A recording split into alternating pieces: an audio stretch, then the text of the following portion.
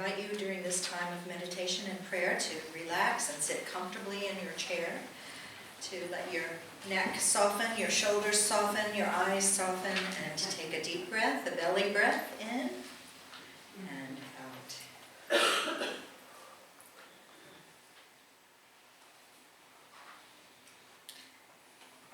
Lynn Unger writes, "Prayer is opening a door in your heart so that love can go both out and in."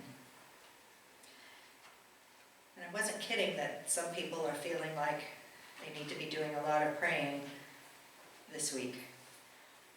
A UU minister who wrote Beginner's Grace, Kate Braystrup, says, "What prayer can do at its best and at our best, and has always done, is to help us live consciously, honorably, and compassionately.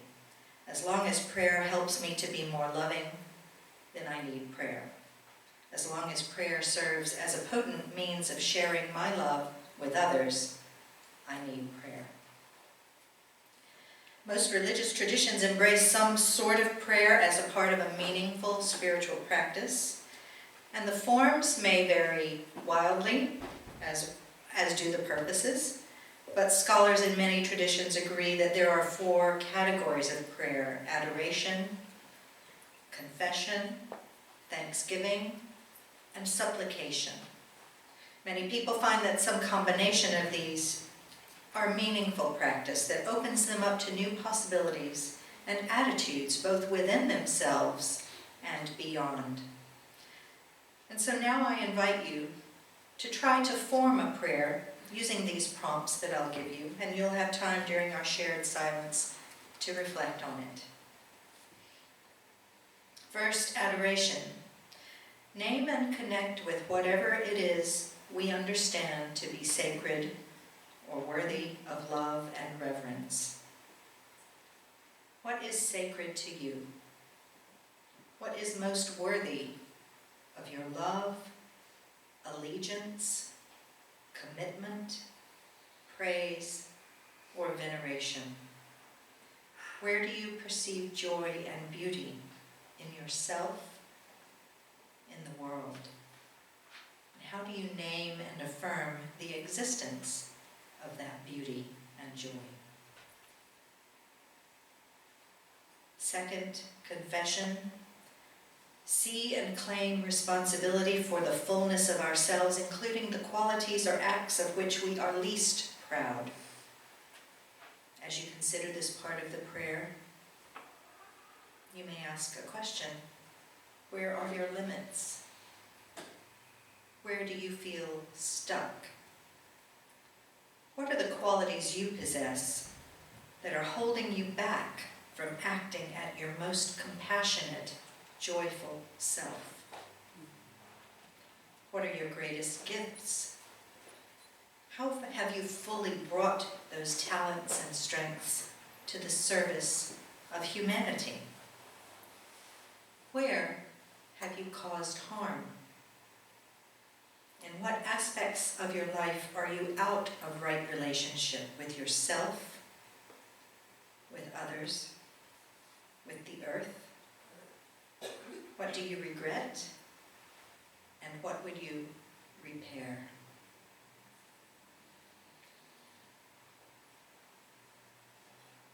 As you consider Thanksgiving part of your prayer, acknowledging and celebrating the blessings and gifts of life, you may ask, what small moments of beauty, joy, grace, or connection have you unexpectedly experienced today?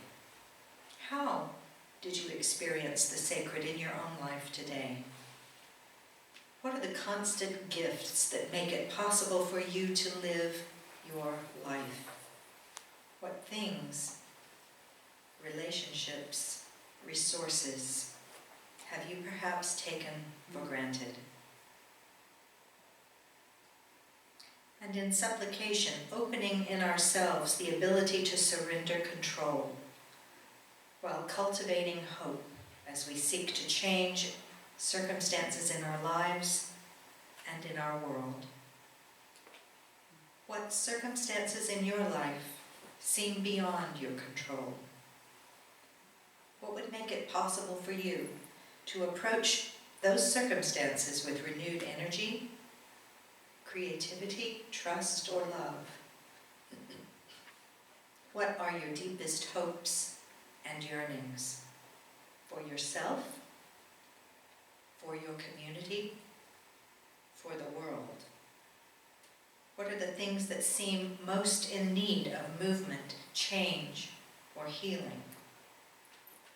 What are your aspirations?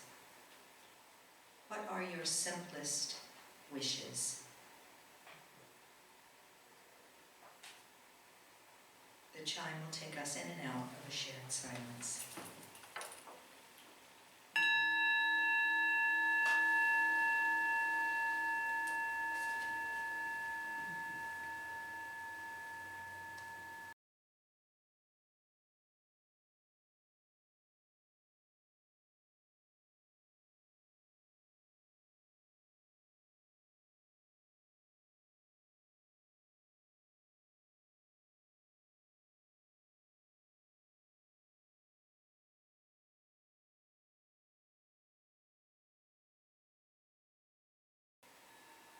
Blessed be.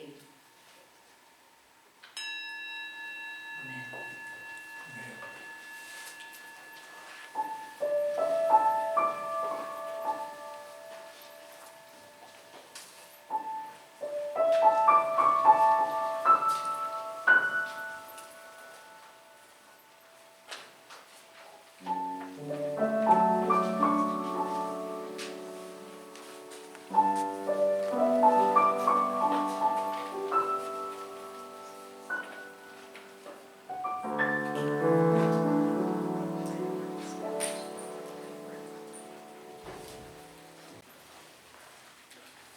I'd like to ask if you can please join me in a responsive reading in your hymnals.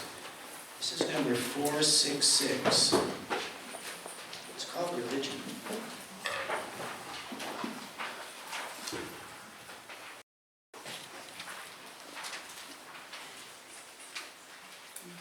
Let religion be to us life and joy. Let there be a voice of renewed challenge, the best we have and may be. Let it be a call to generous action. Let religion be to us a dissatisfaction with things that are, which bids us to serve more eagerly the true and right. Let it be the sorrow that opens for us the way of sympathy, understanding, and service to suffering humanity. Let religion be to us the wonder and lure of that which is only partly known and understood. An eye that glories in nature's majesty and beauty, and a heart that rejoices in deeds of kindness and courage. Let religion be to us security and serenity, because of its truth and beauty, and because of the enduring worth and power of the loyalties which it engenders. Let it be to us hope and purpose, and the discovering of opportunities to express our best through daily tasks. Religion, uniting us with all that is admirable in human beings everywhere. Holding before our eyes the prospect of a better life for humankind, which we may help take action.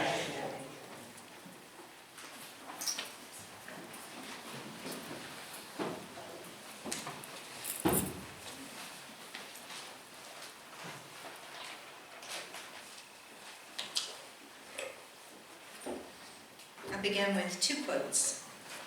The first is from the Reverend Brady Boyd, Senior Pastor of New Life Church in Colorado Springs. I think when we get down into the mud of politics, it doesn't help our church. We're going to rise above it. We're going to call politicians to a higher standard. And I think that's been the role of the church for 1,000 years now, to call politicians to a higher standard. The second quote, let us never forget that government is ourselves and not an alien power over us. The ultimate rulers of our democracy are not a president and senators and members of Congress and government officials, but the voters of this country. Franklin Delano Roosevelt. Amen. We have been excited. We have been relieved. We have been mortified. We have been embarrassed. We have been frustrated. We have been elated. We have been angered. We have been amused. We've been fired up. We've felt the burn. We have had awkward conversations with family, friends, and coworkers. We have hidden Facebook posts. We have unfriended Facebook friends. We have worn stickers and buttons. We have stuck signs into the ground and on our windows and bumpers. We have watched the polls. We have watched commercials and newscasts. We have watched the debates. We have attended rallies and meetings. We have heard the arguments and the policies and the excuses and the lies and the insults and the praise and the endorsements. We have voted early. We have planned what time we will go to the polls Tuesday.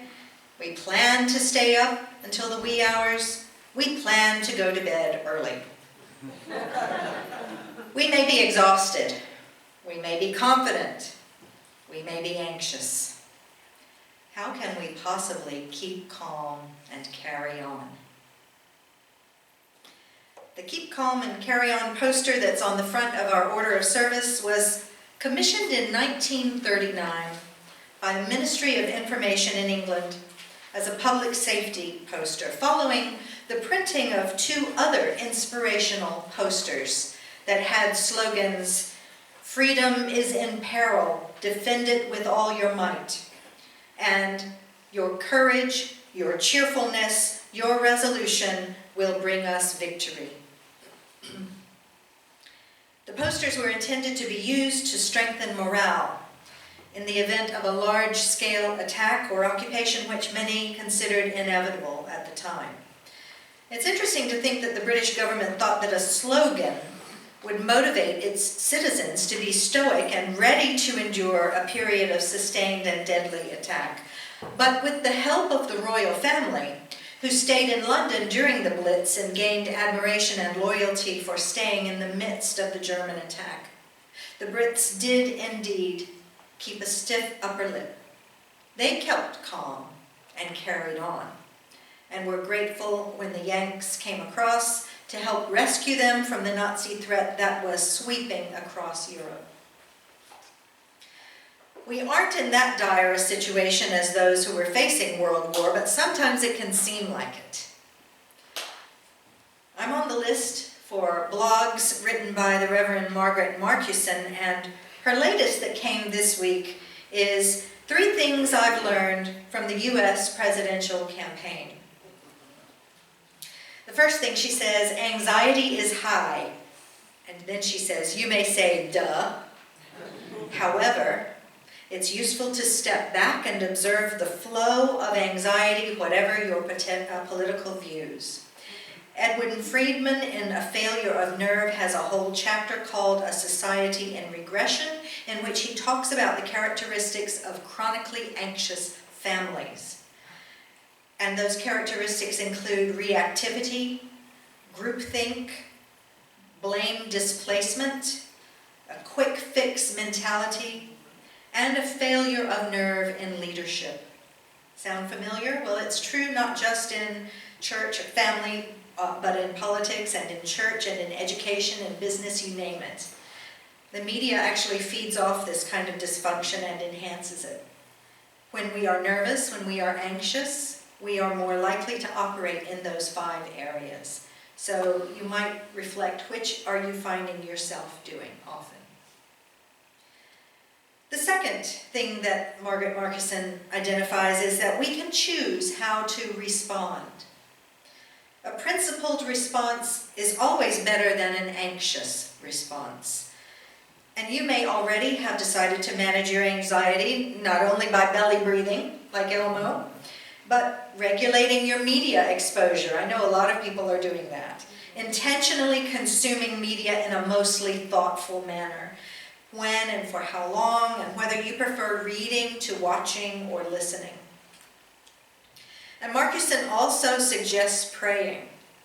She says, months ago I felt called to pray for all the presidential candidates through the primary season, and most days I simply mentioned them all by name. I'm still doing it, she said. Love is another thing that she says that we could do. Practice this especially for those who hold positions we dislike. She tells the story of how in the year 2000, Bill Hybels, pastor of Willow Creek Community Church, invited Bill Clinton to his leadership summit. And Hybels talked about people calling the church and yelling at his staff. And one man said to Hybels, "I hate that man." And Hybels asked the audience, "Excuse me, did the rules about love change?"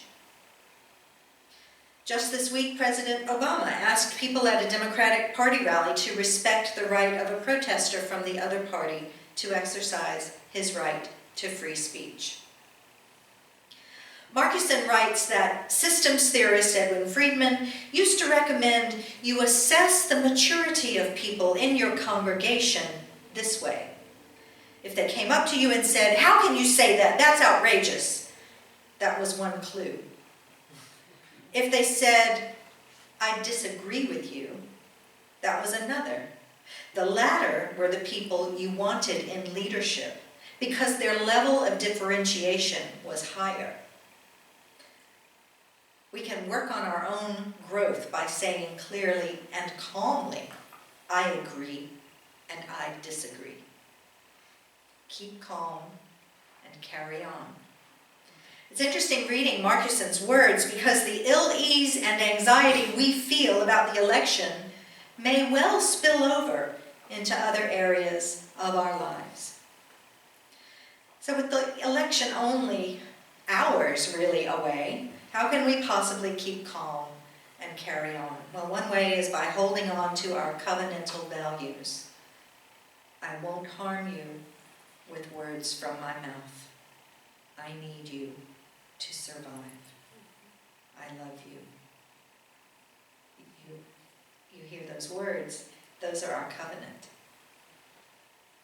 From macro conflict to individual distress, we are stronger together, to use an election catchphrase. And we can draw strength from each other in beloved community and from our principles.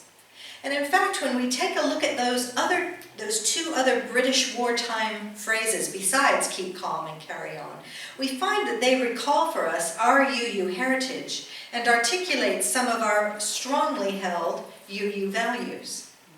Freedom is in peril. Defend it with all your might. When we look at our history, especially at the martyrdom of men like Michael Servetus and Francis David, the freedom to choose a religion or not, to privilege reason over superstition, to be tolerant and accepting, values we take for granted today, rest really upon their courage and bravery all those centuries ago. Our UU theologian James Luther Adams declares, "We of the free church tradition should never forget that the decisive resistance to authoritarianism in both church and state and the beginning of modern democracy appeared first in the church and not in the political order. The churches of the left wing of the Reformation demanded a church in which every member would have the privilege and the responsibility of interpreting the gospel and also of assisting to determine the policy of the church. The new church was to make way for the priesthood and the prophethood of all believers." End quote. Our UU congregations do defend their freedom every time they exercise the democratic process and autonomously act to create bylaws, set a budget, elect the trustees of the board, and so on. A microcosm and a variation of the larger democratic process of election that we are seeing staggering to the finish line on Tuesday. Your courage, your cheerfulness, your resolution will bring us to victory is the second poster slogan that we can also see personified in UU history. Recently, we saw 2 Unitarians featured in a Ken Burns documentary, Defying the Nazis, The Sharp's War. They are not the only Unitarians who showed courage, cheerfulness, and resolution in the face of danger and defeat. Scientists, such as Joseph Priestley, burned out of his lab in Yorkshire before coming to America to found the Unitarian Church of Philadelphia. Abolitionists such as Theodore Parker, Clara Barton, the founder of the Red Cross, James Reeb, and Viola Liuzzo, who gave their lives during the Civil Rights March on Selma. These people stood for reason and rationality, justice and reform, working to free people from whatever bonds might oppress them.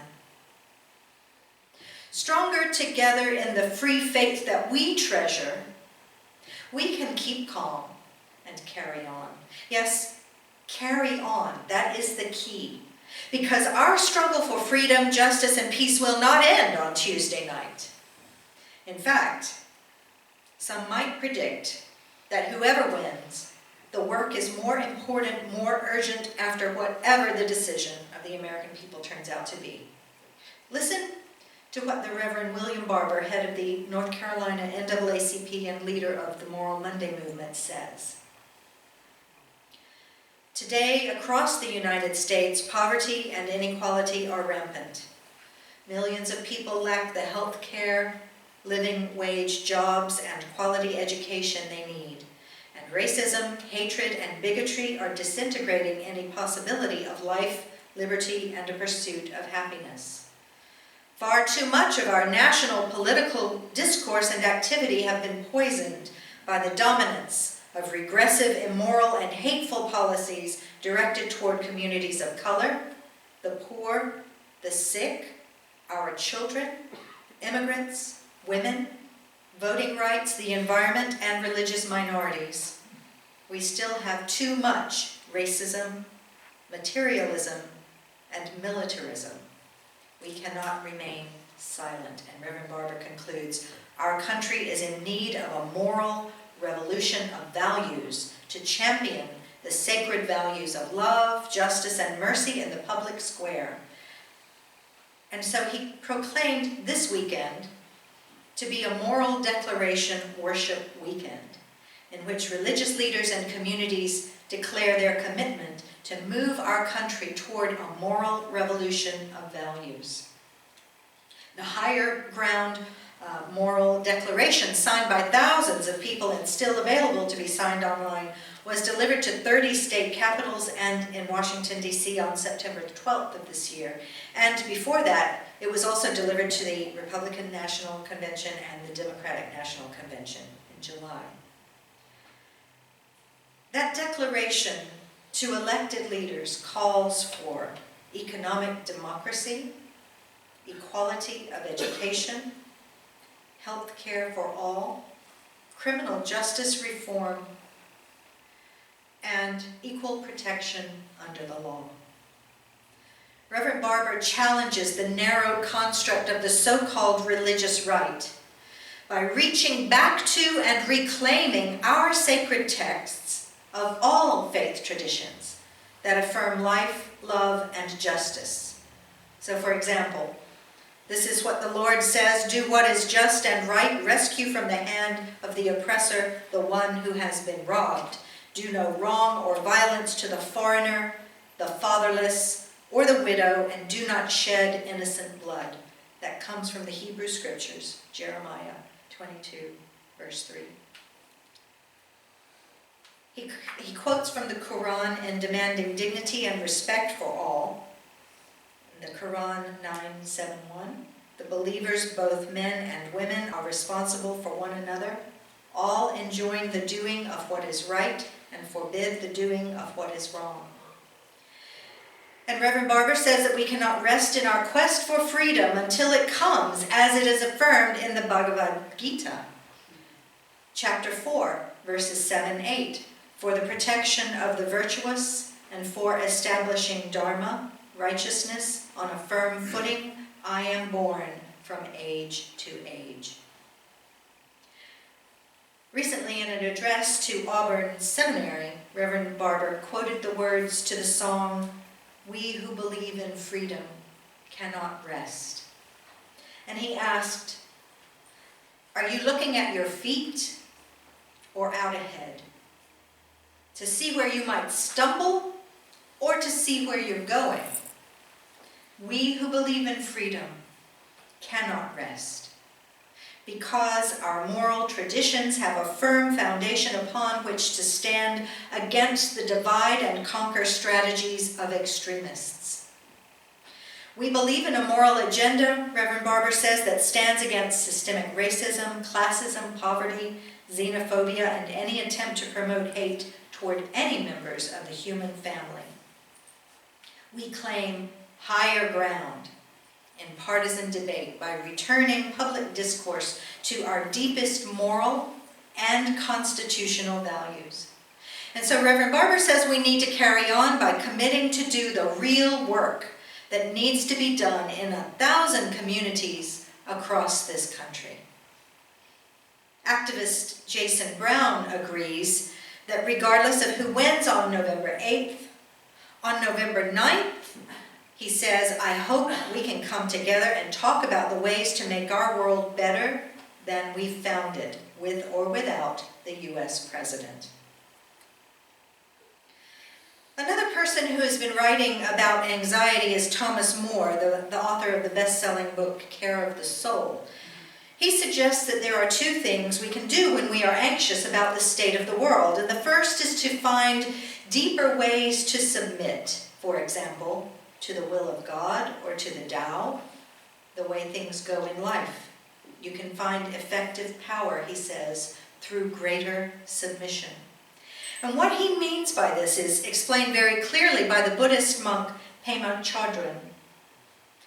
The trick, she says, is to keep exploring and not bail out, even when we find out that something is not what we thought. That's what we're going to discover again and again and again. Nothing is what we thought. She says, I can say that with great confidence. Emptiness is not what we thought. Neither is mindfulness or fear. Compassion, not what we thought. Love, courage, Buddha nature. These are code words for things we don't know in our minds, but any of us could experience them. These are words that point to what life really is when we let things fall apart and let ourselves be nailed to the present moment. What are some things we can do to be nailed to the present moment? Well, Thomas More suggests that we intensify our relationship with the natural world. Nature offers a stable base for your everyday life. Wherever you live, seek out a special place where you can retreat. This might give you some peace, knowing that current conditions always change. Another thing you can do is contemplate eternal things.